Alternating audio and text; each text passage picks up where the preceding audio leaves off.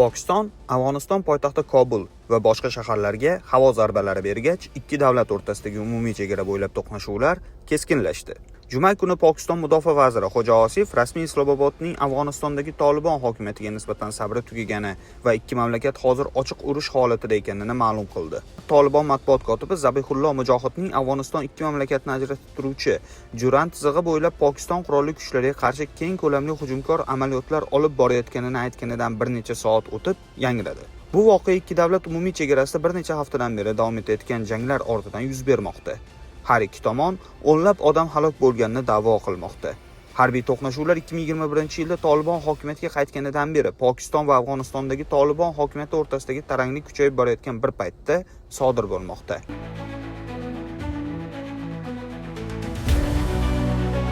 Juma kuni Pokiston rasmiylari Afg'onistonlik kuchlar chegara yaqinidagi harbiy makonlarga hujum qilganini bildirdi.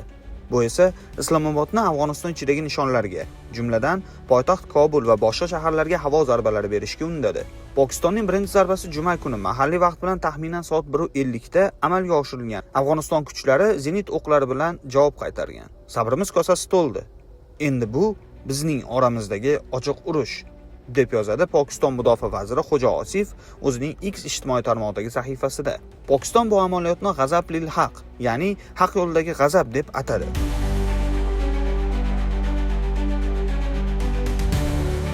Pokiston axborot vaziri Atoullo Taror X tarmog'ida Tolibon mudofaa nishonlari Kobulda, janubi-sharqdagi Paktiya viloyatida va janubdagi Qandahorda nishonga olinganini yozdi. Shu bilan birga mudofaa vaziri Xo'ja Osif Tolibon hukumatiga qarshi o'zi ochiq urush deb atagan holatni e'lon qildi. Afg'oniston hukumati matbuot kotibi Mujohid ham X'dagi bayonotida aynan shu 3 viloyatga zarba berayotganini tasdiqladi. Ismi oshkor etilmasligi sharti bilan 2 nafar yuqori lavozimli pokistonlik xavfsizlik amaldoriga tayanib Associated Press agentligiga xabar berishicha, hujumlar Afg'onistondagi 2 brigada bazasini vayron qilgan. Pokiston davlat telekanali esa o'z xabarida mamlakat kuchlari bir necha soat ichida Tolibonga tegishli bir qancha joylarni yo'q qilganini da'vo qildi. Telekanal ma'lumotiga ko'ra, Afg'onistonda nishonga olingan joylar qatoriga Qandahordagi Tolibon brigadasi shtabi va o'q-dori ombori, shuningdek, Valixon sektoridagi, Shavol sektori yaqinidagi, Bajavr sektoridagi, Angur Adatdagi Tolibon makonlari kirgan. Pokiston axborot vazirligi mamlakatning Haybar Paxtunxva viloyatidagi bir nechta tuman, Chitrol, Haybar, Muhmand, Kurram va Bajavrda ham Tolibon kuchlari nishonga olinayotganini bildirdi. Juma kuni kechroq Afg'oniston va Pokiston o'rtasidagi muhim Torham chegara o'tish punkti yaqinida o'q otish va artilleriya o'qlari ovozi eshitilgani haqida xabarlar keldi. Islomoboddan xabar bergan muxbirimiz Kamol Haydar va AFP agentligi ma'lumotiga ko'ra, ertalab o'tish punkti yaqinida portlashlar ovozi eshitilgan. AFP xabarida Afg'onistonlik askarlar chegara tomon harakatlanayotgani aytilgan. Qo'shinlar o'rtasidagi oktyabr oyida boshlangan janglar sabab quruqlikdagi chegara asosan yopilgan bo'lsa-da, Torham o'tish punkti Pokistondan ommaviy ravishda qaytib kelayotgan afg'onistonliklar uchun ochiq qolmoqda.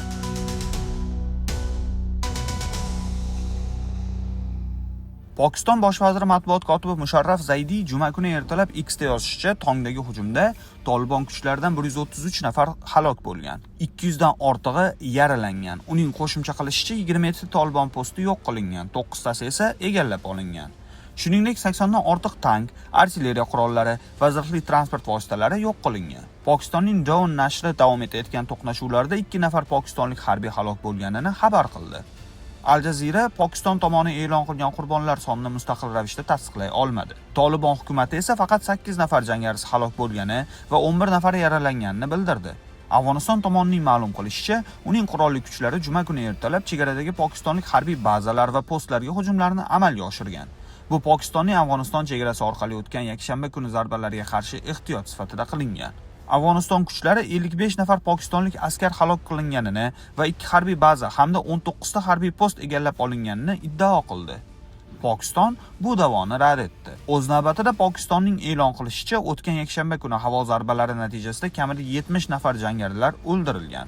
Ammo bu da'vo Mujohid tomonidan rad qilingan deya xabar qiladi ommaviy axborot vositalari. Mujohid X'da yozgandek, hujumlar onalar va bolalar hamda ko'plab odamlarni halok qilgan yoki yaralagan. Afg'oniston Qizil Yarmoy jamg'armasining Nangarxor viloyatidagi rahbari Mavlaviy Fazil Rahmon Fayozning xabar berishicha, yakshanba kuni 18 kishi halok bo'lgan va bir nechta odam yaralangan. Rahbarlik lavozimi yo'q bo'lsa-da, siyosiy ta'siri kuchli bo'lgan sobiq Afg'oniston prezidenti Hamid Karzay mamlakat sevimli vatani uchun har holatda to'liq birlik bilan himoya qiladi. va zo'ravonlikka jasorat bilan javob qaytaradi, dedi. U juma kuni X'dagi bayonotida quyidagicha yozadi: Pokiston o'zini zo'ravonlik va bombardimonlardan qutqara olmaydi. Bu muammolarni o'zi yaratdi. Ammo o'zi siyosatini o'zgartirishi va Afg'oniston bilan yaxshi qo'shnichilik, hurmat va madaniyatli munosabatlar yo'lini tanlashi kerak.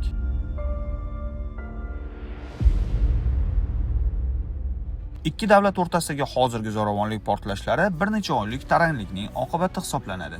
2025-yil oktyabr oyida Afg'oniston va Pokiston, Qatar va Turkiya vositachiligidagi muzokaralardan so'ng chegarada bir hafta davom etgan qattiq va halokatli to'qnashuvlardan keyin darhol tinchlik kelishuviga erishdi. Afg'oniston va Pokiston chegarasi Durand chizig'i deb ataladi va 2611 kilometr uzunlikka ega. Afg'oniston bu chegarani rasman tan olmaydi va uni mustamlaka davrida bosib olingan Pashtun qavmi hududlari ikki davlat orasida noto'g'ri bo'lingan deb hisoblaydi.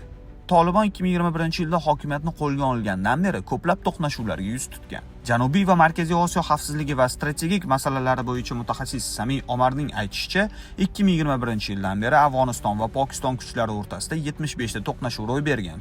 Aynan o'sha yil AQSh va NATO kuchlari Afg'onistondan chiqarilgan edi.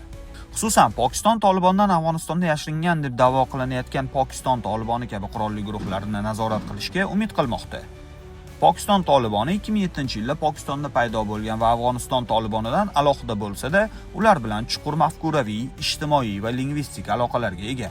So'nggi yillarda Pokiston Toliboni va boy tabiiy zaxiralarga ega Balojiston viloyatida faoliyat yuritayotgan Balojiston ozodlik armiyasi tomonidan Pokistonda qurolli hujumlar keskin ortib ketdi. Afg'oniston bilan chegaradagi Xaybar Paxtunxva va Balojiston hududlari zo'ravonlikning eng og'ir oqibatlarini ko'rdi.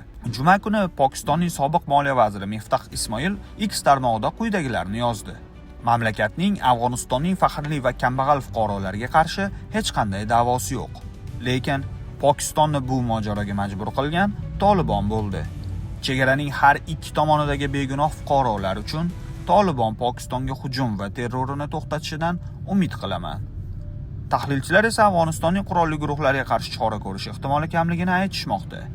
AQShda joylashgan mustaqil va betaraf mojaro monitoringi ACLAT'ning Janubiy Osiyo bo'yicha katta tahlilchisi Pearl Pandyaning ma'lum qilishicha, Afg'oniston Tolibonlari Pokiston Tolibonlariga jiddiy zarba berishga tayyor emasdek ko'rinadi. Bu qisman ikki guruh o'rtasidagi ilgarigi yaqinliklar va qisman Pokiston Toliboni jangarilari uning asosiy raqibi Islomiy davlat Xuroson viloyatiga qo'shilishidan qo'rqish bilan bog'liq. Panjaning qo'shimcha qilishicha, agar Afg'oniston Tolibonlari Pokiston Tolibonlariga qarshi qat'iy chora ko'rmasa, jiddiy keskinlashuv muqarrar bo'ladi. Washingtonda joylashgan Stimson Center fikr markazining Janubiy Osiyo dasturi direktori Elizabeth Trelkertning Pokiston tomonidan amalga oshirilgan yanada tajovuzkor, bevosita zarbalarni qayd etib, Al Jazeeraga ma'lum qilishicha, so'nggi to'qnashuvlar hayratlanarli emas. Chunki ular Pokiston va Afg'oniston o'rtasida bir necha oydan beri zich bo'lib kelayotgan taranglikdan kelib chiqqan. Bu ma'lum darajada ahamiyatli, chunki u ehtimol strategiyadagi o'zgarishni anglatadi. Lekin shundan beri Pokiston ichida ancha jiddiy bo'lgan bir nechta terroristik hujumlarni ko'rdik. Shuning uchun bu kabi yig'ilib borgan hujumlardan keyin keskinlik susaymay yana shu yo'nalishga burilganidan hayron emasman, afsuski. Ikki mamlakat o'rtasidagi qurolli urush Afg'oniston foydasiga bo'lmaydi. Chunki mamlakat Pokistonga to'g'ridan-to'g'ri qarshi turish uchun yetarli jihozlanmagan. Singapurdagi S. Rajaratnam School of International Studies mutaxassisi Abdul Basitning fikricha, Afg'oniston Tolibonlarining harbiy kuchlarini Pokistonniki bilan taqqoslash mumkin emas. Shuning uchun ular an'anaviy bo'lmagan hujum usullaridan foydalanmoqda. Ularda o'zini o'ldirishga tayyorlangan jangarilar va xudkush dronlari bor va menimcha ularni katta hajmda ishlatishadi. Bundan tashqari Al Jazeera muxbiri Kamol Haydarning xabar berishicha, Afg'onistonliklarda havo kuchlari yo'q. Shuning uchun pokistonliklar chegara orqali hujumda ustunlikka ega. Ular Kobul, Qandahor va boshqa joylarga zarba berishdi. Ularning asosiy nishonlari o'q-dori omborlari va harbiy infratuzilma ekanini aytishdi.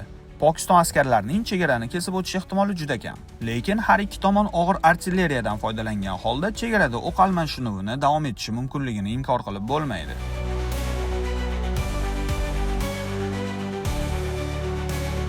Hindiston va Pokistonning Afg'oniston hududiga havo zarbalari uyushtirganini, jumladan Ramazon oyi davomida ayollar va bolalarning qurbon bo'lganini qat'iy qoralaydi.